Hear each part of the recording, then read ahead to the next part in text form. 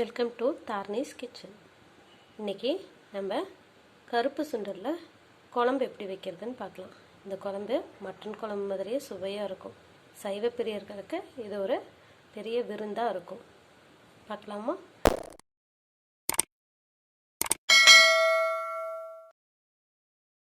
அதுக்கு தேவையான பொருட்கள் 200 கிராம் சுண்டல்,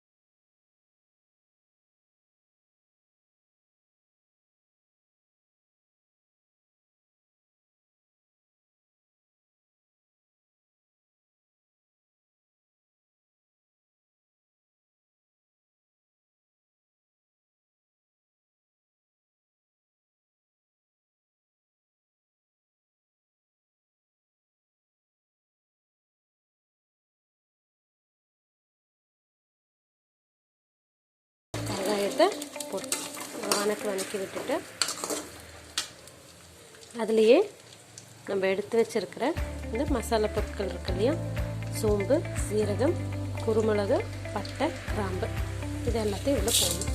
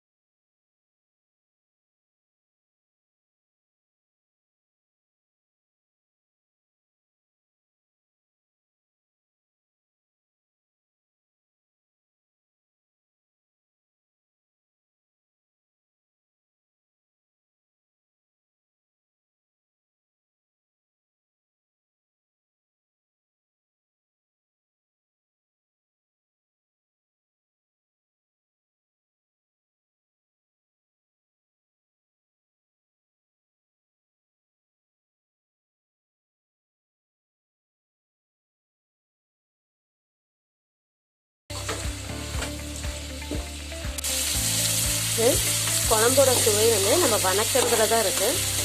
சப்போஸ் அடி பிடிச்சிருச்சு அப்படின்னா அது கரிஞ்ச ஸ்மெல் அடிக்கும். ஒரு வேளை வெங்காயத்தை நம்ம சரியாக வணக்கலை அப்படின்னா ஒரு மாதிரி பச்சை வாசம் அடிக்கும். ஸோ கொஞ்சம் நல்லா வணக்கிக்கோங்க. வெங்காயம் நல்லா வணங்கியிருக்கணும். தக்காளி நல்லா கூழ் மாதிரி ஆகணும். மூணாவது அடி பிடிக்காமல் நம்ம கிளறிட்டே இருக்கணும். இந்த மாதிரி செஞ்சு பாருங்கள், கண்டிப்பாக வீட்டில் இருக்க எல்லாத்துக்கும் பிடிக்கும்.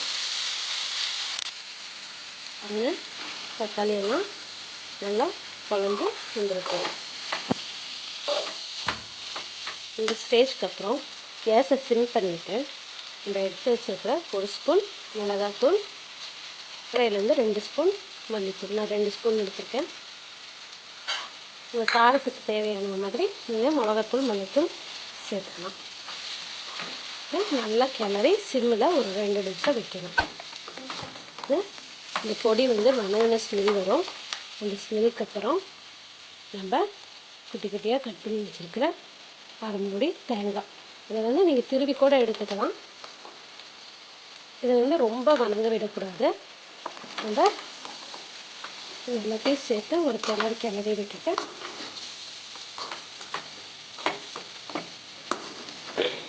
கேஸ் ஆஃப் பண்ணிடலாம். எல்லாமே ஒன்று கலங்கணும்.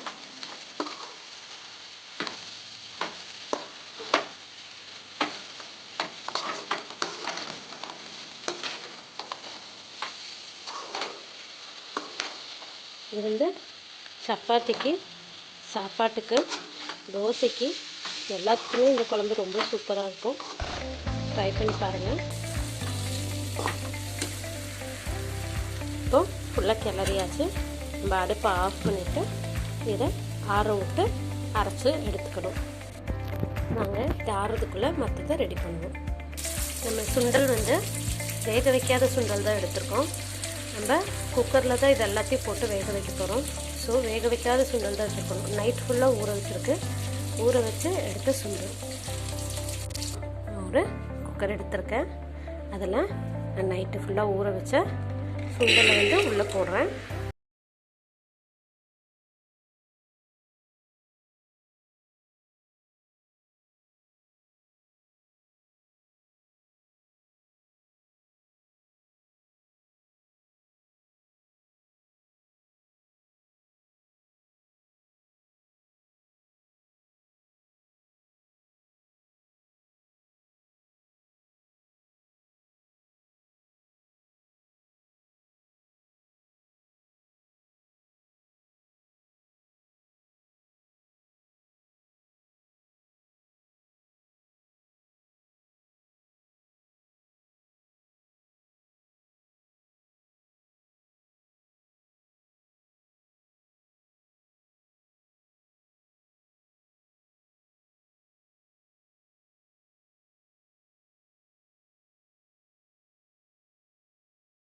நல்லா கலந்து விட்டுருங்க.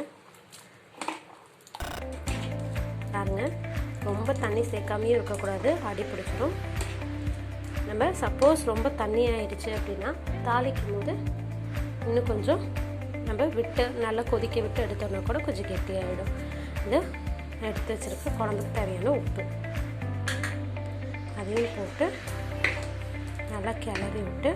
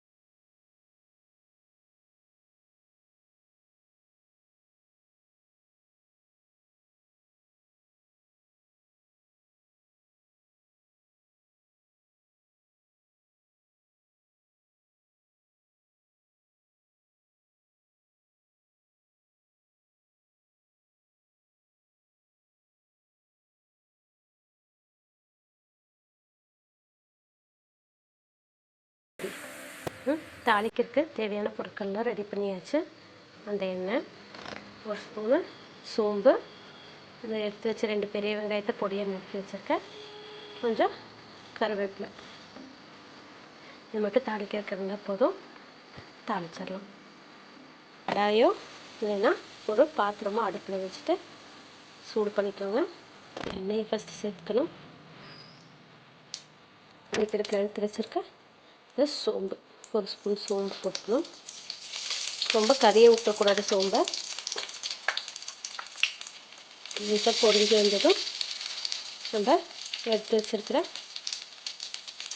கருவேப்பிலையை போட்டு தாளிச்சுட்டு அப்புறம் கழுவி வச்சுருக்கிற வெங்காயத்தையும் எடுத்துக்கணும்.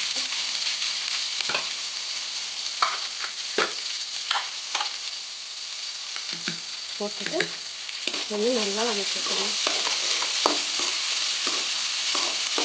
இதில் தக்காளி போட தேவையில்லை. ஏன்னா நம்ம வதக்கும் போது தக்காளி போட்டு அரைச்சிக்கணும். சப்போஸ் நீங்கள் வதக்கும் போது தக்காளி போட மறந்துட்டீங்க அப்படின்னா இது தாளிக்கும் போது தக்காளி போட்டுக்கலாம். நல்லா கலர் மாறுற அளவுக்கு வதக்கிடணும்.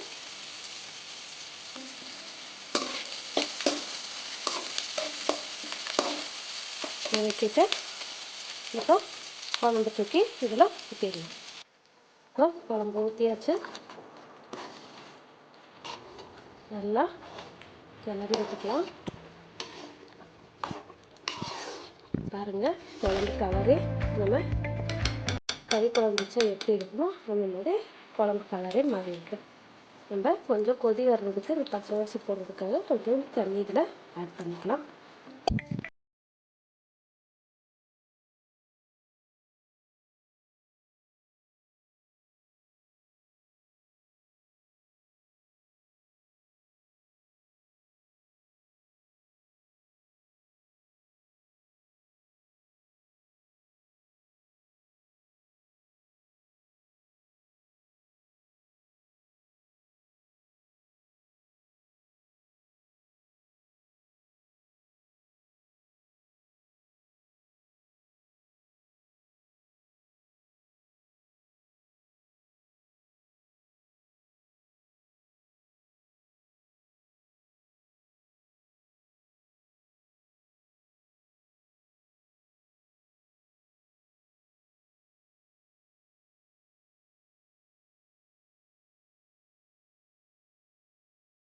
சேனலை சப்ஸ்கிரைப் பண்ணாதவங்க பண்ணிவிட்டு பக்கத்தில் இருக்கிற பெல் பட்டனையும் அமுத்திடுங்க, மறக்காமல் அமுத்திடுங்க.